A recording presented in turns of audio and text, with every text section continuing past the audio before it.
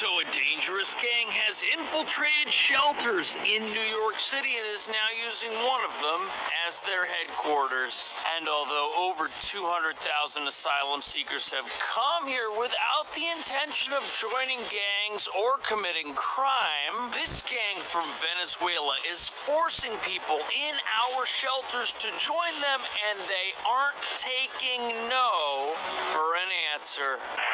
America has allowed gangs to enter our country. Randall's Island, where a large tent city has been set up to accommodate migrants, has become a recruitment hub for the gang. TREN ARAGUA uses fear tactics to strong-arm migrants into joining, threatening their families back home if they resist. Do you feel safe at the shelter? 100% no. Sometimes people just fighting without no reason. Now, this TREN ARAGUA gang that originates in Venezuela has now made the United States their second home. This gang is now hidden in plain sight within the 1 million Venezuelans that have entered the country. I grew up in this neighborhood. I've been here for 31 years. I was born and raised here, and what I'm seeing here today is not what I grew up seeing. This is turning into a red light district. There's no moral compass anymore. Their influence stretches from Jackson Heights, Roosevelt Avenue to Randall's Island and epicenter of their operations. TREN ARAGUA uses clever tactics to blend in. Gang members disguise themselves as food delivery workers, riding mopeds and carrying delivery bags filled with weapons, allowing them to commit crimes while hiding in plain sight.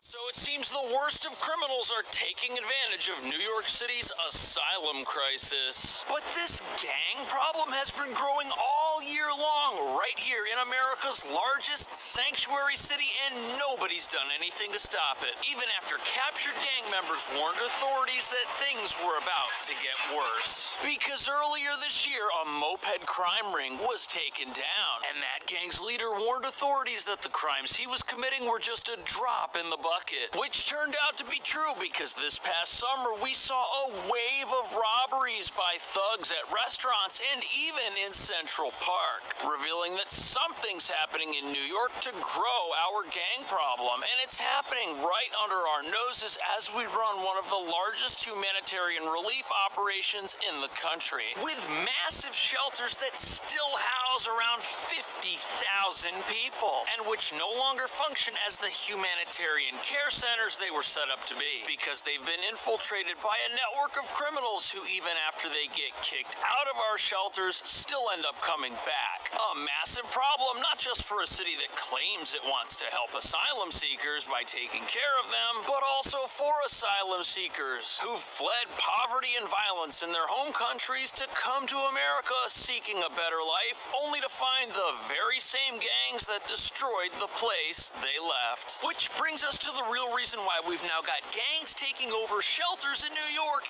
and homes in other parts of the country. Sure, the idea of a humane, borderless society with no restrictions sounds like heaven on earth to some, until one realizes the forces of evil have been infiltrating these bastions of progressivism for a long time, causing harm to the innocent whether they live in a city-run shelter or not. And as you're about to see, these gangs have had almost 2 years at this point to take over and convert some of our shelters into their bases of operations. And they're doing it by forcing people getting off buses like these to help them, whether they like it or not.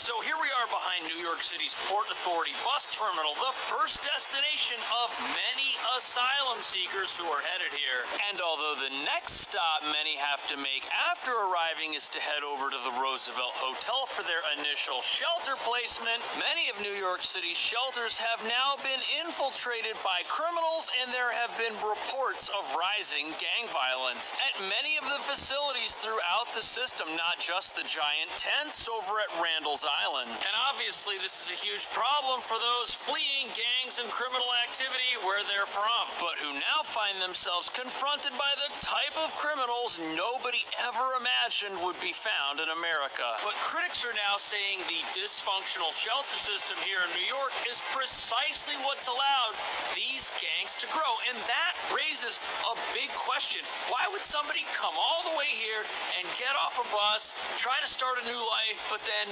join a gang? Why would somebody do that? Randall's Island, where a large tent city has been set up to accommodate migrants, has become a recruitment hub for the gang. TREN ARAGUA uses fear tactics to strong-arm migrants into joining, threatening their families back home if they resist. For those who refuse, they're labeled enemies of the gang. Now with its reach Sadly, that is a very persuasive offer, and it's being offered to people who have no connection to New York City at all and no base. They're here on their own, and they're told if they don't join a gang, they're going to become an enemy of that gang. And apparently this is happening most commonly at the massive tent facility on Randall's Island, which houses around 3,000 people, but has now been taken over by gang members who apparently have no problem recruiting new members from that facility, many of whom arrived in the city only days beforehand and are just getting settled. But sadly, the violence in our shelter system doesn't just affect newly arrived single adults, it's also affecting families, as several of the teenagers who were caught robbing people recently throughout the city and in Central Park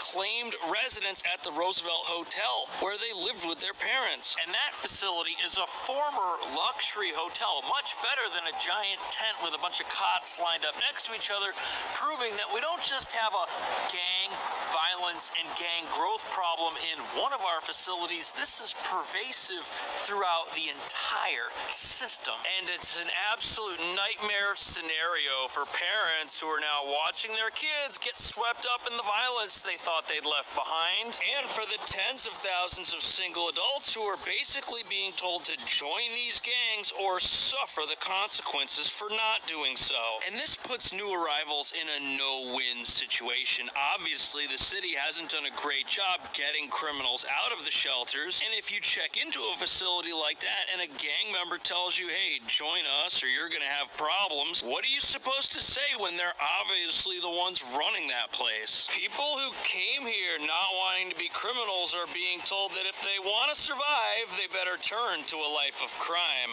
And what this has effectively turned our shelter system into is a recruiting zone for gang members who have constant new arrivals that they can approach with their offer of cooperation. And let's say you're in your 20s, you move into one of these shelters, you've got the promise of a better new life at your fingertips, but then 30 days after you move in, you're supposed to move out, and you can't reapply because that's how the system works. You only get 30 days and that's it, and you've accomplished nothing. You've applied for asylum, you've got no job, you've got no future. This is a system that we've created here that is disillusioning a lot of people, and to make matters worse, surrounding that Randall's Island facility, we've got a plethora of tents all right outside, and the people living in those tents used to live in the shelter and are now no longer allowed to be there. It's a visual example these gangs can point to and say, see what happens if you don't join us, you're going to be living in a tent down by the river, literally. ARAGUA uses clever tactics to blend in. Gang members disguise themselves as food delivery workers, riding mopeds, and carrying delivery bags filled with weapons, allowing them to commit crimes while hiding in plain sight. The gang preys on vulnerable young migrants, forcing them into criminal activity. Many members are... So even though gang members have been caught sneaking weapons into these shelters in backpacks that are used for food delivery, delivery, that system is still operating and they're still able to do it for some reason. After the Department of Homeless Services promised they were going to retrain all of their security guards to check every item that comes in, not just having people walk through body scanners. But apparently they're still not scanning people's food containers to see if there's some sort of weapon. This has been going on for months too. Many local outlets have written or covered it in some form. And it's essentially turning our shelters, which cost billions of dollars a year to operate, into prisons that don't rehabilitate anyone, run by gangs that are just here to commit crime and grow their criminal operation. Why are we helping them do that at the expense of the asylum seekers who this crisis is named after? That's not a good system. But I guess this is how things have to work in a sanctuary city, because here, if somebody gets arrested for a violent crime and they're a violent, dangerous person, our city won't share their immigration status with federal law enforcement. And since we've got soft on crime laws to begin with, a lot of times these folks just get released after they do something that in another state they might be locked up for. And not only does that give these criminal gangs an advantage, since their goal is to commit crime and get away with it, our system won't even remove criminals who do things that are bad from our shelters, which means when people get arrested and they go home, they go back to the very facilities they're terrorizing while they wait for a court date that they're supposed to show up to on their own, when they will then face justice. Which reveals that it's not just our sanctuary city status that's a problem, it's that combined with the fact that we don't punish any criminal here for doing anything wrong, no matter where they're from. That has created the nightmare that is unfolding in a system that is supposed to help people. Many members are as young as 15 and operate in groups, committing violent robberies across the city. In one recent spree, a man was brought by a group of 10 gang members for his phone and valuables. Another victim relaxing in Central Park was forced to give up his phone and $80. Yeah, so here in New York, we've got this wonderful combination of laws, this dynamic duo that has created a haven for criminals. And according to critics, the system works like this. First, our right to shelter rules make New York an attractive destination for immigration. But since our job market isn't all it's cracked up to be for folks that have just come here from somewhere else, it leaves them unable to work or integrate with our society at all, which has given these criminal gangs everything they need to constantly grow and expand their operations. Every week there are new people coming here who may not join a gang right away, but in 25 days, when they realize that they've got to leave the shelters having accomplished nothing, maybe then they'll do so. Of course, having to leave a shelter because you couldn't get a job in New York is no excuse for criminal activity. But remember, these gangs, they're telling people that, hey, we know your folks back home. Your family will suffer if you don't do what we say. And they're being given these frightening ultimatums after an army of humanitarian workers who work for the city brought them into our shelters, telling them their best days were ahead of them, and then that turns out not to be true. And this is something New Yorkers were told as well. We were told that when people came here looking for work, they were going to plug right in with our economy, no problem. But out of the 200,000 people who've come here, only 2,000 have managed to accomplish that. And you know what? This isn't just a problem here in this sanctuary city. It's a problem at pretty much every sanctuary city in this country. And that's why these gangs are now a national problem.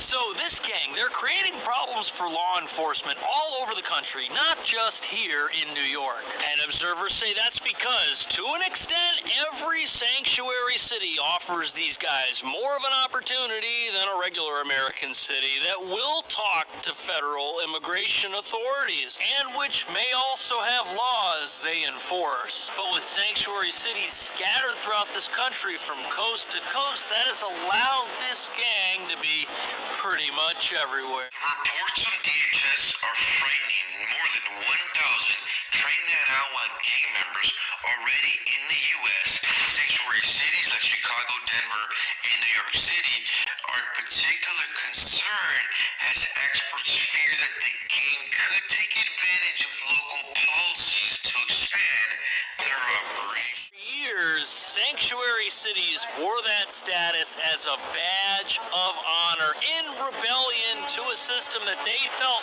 was a bad immigration system for this country. And the way this works in New York is that, let's say someone is wanted as an international criminal and the NYPD arrests him. Well, if our federal government says, hey, can you hold on to this guy for us? The NYPD has to say no because of our laws. Even if that criminal is a danger to our society, we still won't cooperate. But even though that's how things work in many sanctuary cities throughout the country, in New York things are magnified because we've also got a right to shelter requirement. And the right to shelter requirement is why massive former luxury hotels like the Row Hotel are now asylum shelters. And when the asylum crisis first started here in New York, the debate was, did that right apply to just people who were New York City residents or to the entire world? And since we're a sanctuary city, it was decided that that right applied to everyone who was here regardless of their immigration status, just like everything else the city does. But now, because of the generosity of New Yorkers and an unlimited right to shelter that applies to everyone, a small number of gang members have been able to take advantage of that system, which is why our shelters are now being taken over from the inside, and there's nothing the city seems to be able to do about it. And even though it might seem like all of these different sanctuary cities, New York, Chicago, Denver, even though they're all different cities in different states, it's not that they have different problems. They're all dealing with the same international gang. Now, Chicago is facing a growing threat from TREN and ARAGUA, with law enforcement agencies on high alert. The gang has reportedly been in the city for nearly a year, infiltrating the mining community. Intelligence from the Cook County Sheriff's Office has flagged the gang's involvement in exploiting vulnerable migrants in sanctuary cities like Chicago. In fact, So Chicago, same problem as New York. They've been a sanctuary city since the 80s as well. And in Chicago, these gangs have built up a pretty big presence, and now they're starting to take over abandoned buildings and bring their crime into the streets of that city, which now might find itself in the middle of a turf war between local gangs and this gang. And that's a problem, because if this gang moves into a new area in the country where there's already criminal activity, and now these criminal factions start fighting with each other, that's going to endanger pretty much everyone in town. We've also got gangs here in New York as well, so we haven't really seen how this plays out yet, but hopefully it doesn't turn into an all-out brawl on the streets. That would be terrible. But frighteningly, it doesn't seem like anybody in charge anywhere is doing things to stop this before it starts. And it's not like this is some mystery that we're just finding out about. Earlier in the year, the FBI said they were monitoring this situation to see whether or not this new gang from Venezuela would try to team up with local gangs. Either way, this was back in February, and none of our sanctuary cities are doing anything about it. the fear is real. So that's a problem. Even when you talk about gang violence or gangs, we really don't have a gang structure anymore in Chicago. We have these little factions or cliques from block to block. In Aurora, Colorado, the gangs are So it sounds like this News Nation report is saying that the gangs in Chicago locally, they're not as organized or well funded as this new Venezuelan gang is, which is an international crime syndicate, basically. And as they move into various parts of the country, no one there, not the law enforcement, not the citizenry, has any idea what's going to happen next, because this is an international level of criminality we're talking about here. These guys have experience, and according to Reuters, these guys are not beginners, that's for sure, which makes it incredibly frightening to think that these gangsters are being taken care of in various parts of America without us knowing it, while managing to get their hands on weapons and do everything from infiltrating our shelters here in the city to taking over apartment buildings in Colorado. But it gets even worse, because that apartment takeover, that happened in Aurora, Colorado, which is not a sanctuary city, but it's next to one, Denver, Colorado, which is a sanctuary city. And what we're talking about here is spillover crime from a policy here that's affecting neighboring towns and jurisdictions. Now we've got the exact same thing happening in neighboring New Jersey. And the worst part about this story is that nobody should be surprised when there are more reports of gang-related crime in or around sanctuary cities throughout the U.S. That's what these gangs are doing. They're coming here, they're taking advantage of a system that was built to protect the innocent from them. Is that what's happening? How could New York City get a better handle on its crime problem? And would New York be a much different sanctuary city if we decided to put our criminals in jail? Let me know what you think. Thank you for watching. I'll see you in the next video.